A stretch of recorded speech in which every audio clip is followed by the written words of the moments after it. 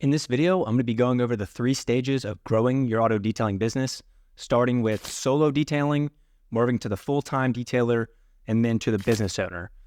So when I first started, and when everybody starts, you start as a solopreneur, right? It's just you. The staff is just you. Your setup is going to consist of your personal vehicle and probably your house where you keep your equipment, maybe a garage like at your house. Your revenue is going to be less than $50,000. And you're going to be doing less than 20 details per month. The main constrictor, the main bottleneck at this stage in your business is going to just be getting customers, marketing. So you should be focusing on learning SEO, learning Google Ads. You should be on YouTube every day looking up marketing podcasts, marketing books. It can be anything from door-to-door marketing, flyer marketing when you're first starting, Facebook ads, Google Ads, SEO, Google business listings. Look at what all the big guys around you are doing and try to funnel hack after what they're doing, right? The next step after you cross that $50,000 threshold from 50 to 100,000 is the full-timer stage. So that is when it's you, and you might have a part-time guy that helps you sometimes, or maybe even a full-time guy if you're on the $100,000 side of it. You're going to have a business van by this point. You're not going to be using your personal vehicle. And if you're busy, if you're on the $100,000 end, you might have another guy who's part-time, uses his personal vehicle, or at least that's what I did when I first started, and that's what I recommend. We still have some guys that use their personal vehicles just because the costs are a lot cheaper, no insurance, no maintenance. We pay the mileage on their cars, so when something breaks, they have the money to fix it, but it's not on the company to fix it. You're going to be doing $50,000 to $100,000 a month, like I said, and you're going to be doing less than 40 jobs per month typically. The main constrictor at this point is also bookings, getting more customers, as well as hiring and training employees, really learning how to find the right guys. It took me a good 3 or 4 hires before I even learned what a good hire looked like. And that's kind of just a learning curve. In my program, I kind of go through how I hire, what I look for, how we get applicants, how we interview them, how we train them, how we manage them, all that. So it took me a good 3 years to learn how to do that. But if you're a beginner, you're going to hire some bad people. Not even bad people. If you're a beginner, you're going to make some bad hires. It's just part of it. And you're going to learn what a good hire looks like. And then you're going to be more strict. I know I hired a few people when I first started that, I wasn't really sure about. And then down the road, they ended up not working out. So now I just skip that. If they throw up some red flags at the beginning, I just say, we're going to, I don't think this is going to work. I think we're going to go in a different direction. And it's easier to just cut the headache off there rather than 2 months down the road on a random Tuesday when you're not in town. And they just don't show up to work. So the main bottlenecks at this point are finding more customers and hiring and managing those employees. But after you keep up the marketing, learn more marketing, implement more, hire some good people, you might still be part-time detailing at this point, which is fine. The next stage after you pass the $100,000 mark is when you move into the business owner stage, right?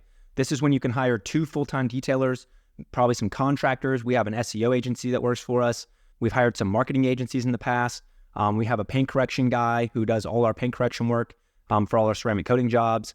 Company van, you can still use employees' vehicles, which is what we do. I just like the low maintenance cost of it, no insurance costs, when something breaks on our van, we have to pay for it. But if something breaks on a customer or on a employee's car, we give them the money to pay for it through the mileage we pay them, for gas as well. So it just keeps down the cost for us, especially the insurance cost.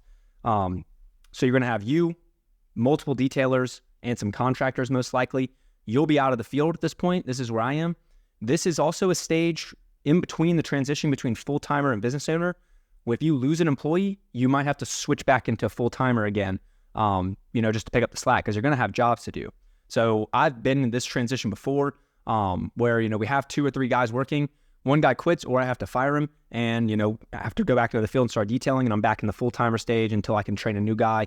Then I'm back in the business owner stage. So that kind of fluctuates depending on, when guys quit and how busy you are. But that will be you, multiple detailers, contractors. You'll have a company van, some employee vehicles, maybe even multiple vans, and maybe even a shop or a garage. It's really up to you and how you're trying to build your business. If it's a lifestyle business and you don't want to deal with the garage, you just want to be mobile.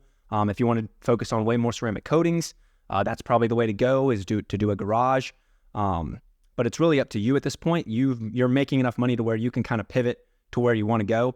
You'll be doing over $100,000, like I said, and you'll be doing anywhere between 40 and 120 jobs per month. Pretty broad range there, but honestly, you can anything more than about 80 jobs per month, and you're in this stage doing over $100,000 per month. And honestly, it might take less jobs than that, depending on how many days you work and stuff like that in your prices.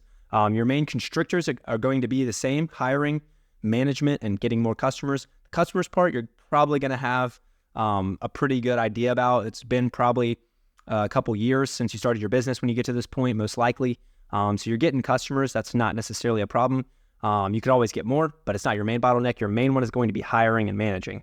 That became my bottleneck 2 years ago, and it took a while before I learned how to hire, like I was saying earlier. But then it's a whole new skill. Once you hire them, you have them on for a few months, and then you have to keep them happy. You have to make sure they have all the equipment they need. They feel supported, because when they're out there mobile detailing, it's just them, right? It's not like there's an office they come to every day and see the boss and stuff like that. You have to go out and check on them at jobs. You have to make sure their payroll's right. They're getting all their tips. The customers are happy with how they're dealing with jobs. But yeah, that management aspect becomes more your job, because you're not detailing anymore. So your main focus is just managing those employees. For me, as I went through these process, I was a solo detailer for about the first 8 months. So I started it in like the end of the summer, and then 8 months later, around there is when I hired my first employee. That's when I moved to full-time, and I had a kind of a one employee and me back and forth for probably about a year and a half. And I would get up to 2, and then somebody would quit, and then I'd have to be out there. And that cycle kind of happened for about a year and a half until we were just busy enough and I had learned enough about hiring to where I didn't have to do that anymore.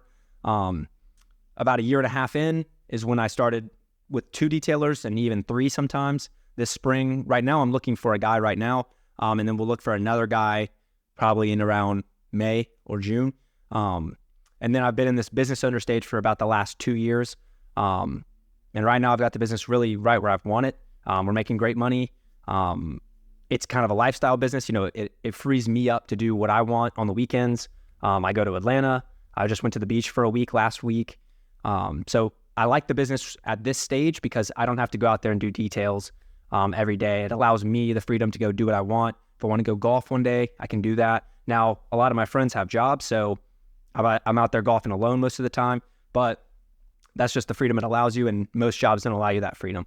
But yeah, think about what phase you are in your business and where you want to go, and then think about the bottleneck that you're on, and just start ticking off those boxes every day. It's a long game. If you need to get more customers, start listening to podcasts while you detail. Start listening to audiobooks while you detail, or while you're working out, in the car driving. You should just be, when you're in that first solopreneur phase, you're really in learning mode, right? You need to soak up as much knowledge as you can, because that's what you're lacking. You're not lacking drive or hustle. You're already starting the business, but now it's just you need to know how to do the things you need to do, how to get customers, how to hire the right employees, how to manage the employees. So it's really just a knowledge gap. It's not a hustle gap or a drive gap.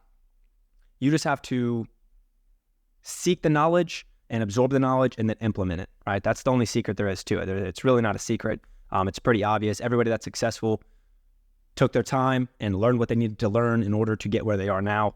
But yeah, think where you are. If you have any questions, leave them in the comments below. I'd love to help y'all out. Until the next video, I'll see you.